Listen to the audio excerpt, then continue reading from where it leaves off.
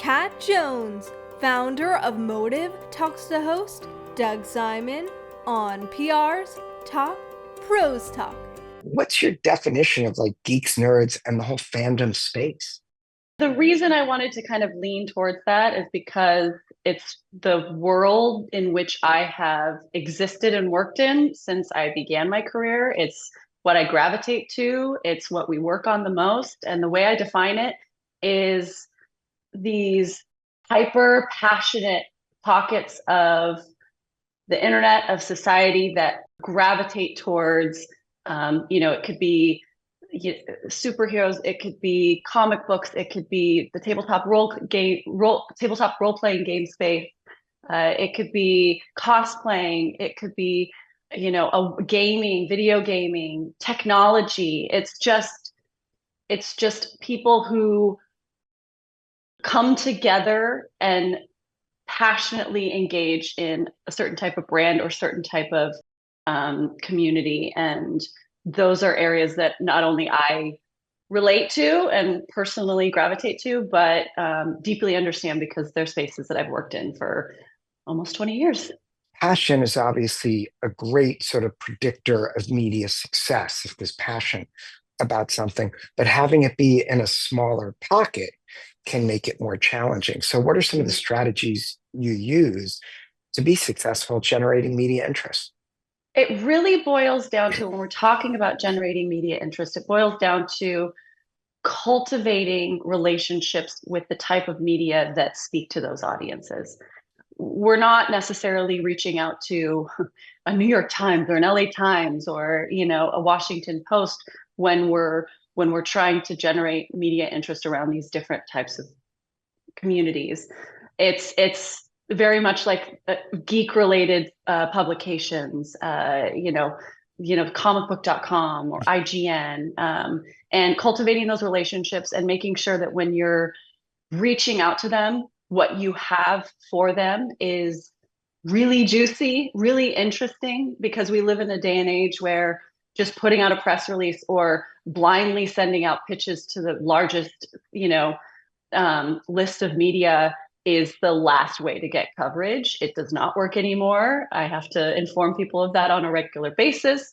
And so we're in a place where we get to work with really exciting creators and game designers and cosplayers and people in the space that are making really interesting things for their community and developing strategies and pitches that highlight the uniqueness of that, or that we can actually offer a member of the media some sort of exclusive or some sort of interesting tidbit that only they will be able to publish.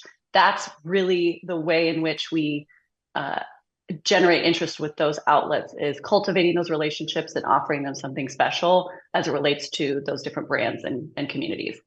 You mentioned the word creator, and what is the role that the creator economy is playing in trying to drive stories in this geek nerd fandom space?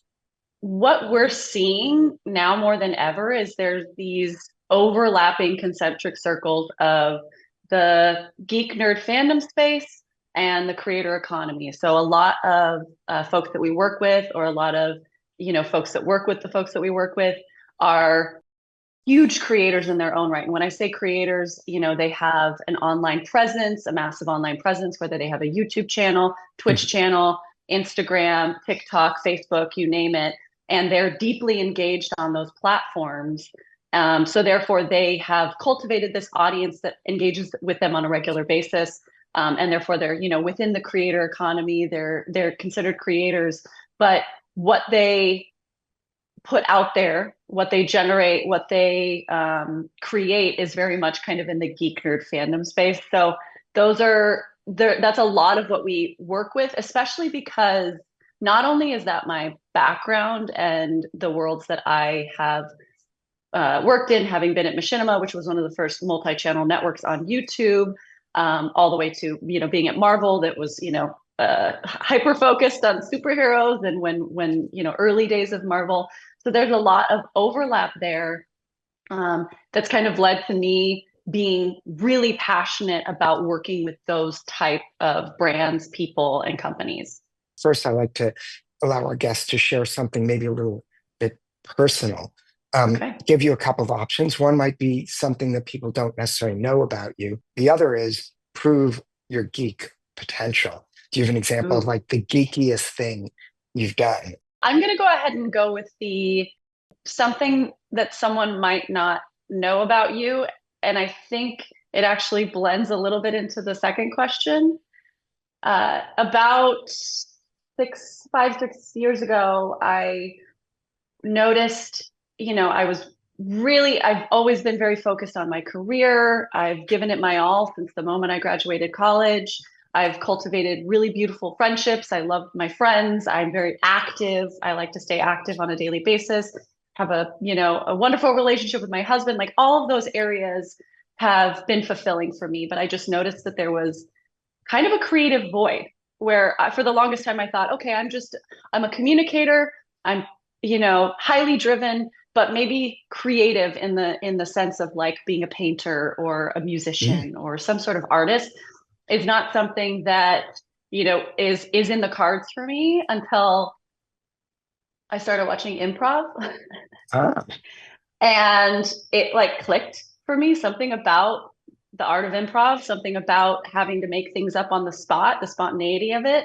I really gravitated to. And so ever since then, I've been taking classes. I perform with a team.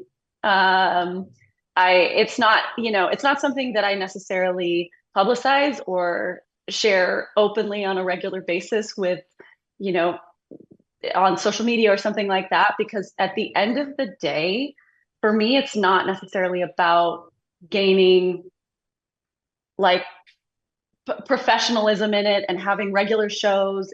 It's it's a creative safe space for me that is kind of sacred in a way that I don't want to tarnish it by over exerting it to a place where outside criticism could make me feel like it's not safe anymore.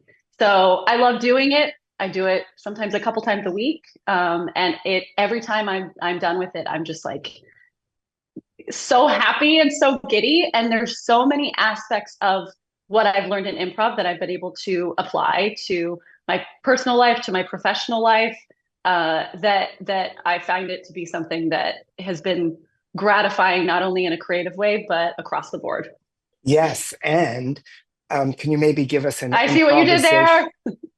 Can you give us an improvisational answer to the most effective methods for fostering long-term community engagement and loyalty before we wrap up? You have to be authentic and genuine to what you're trying to do, what you're creating, what you're passionate about. That has to be authentic and genuine. And then you just create and you build and you engage. You have to engage regularly. You have to be consistent. You have to listen to the audience.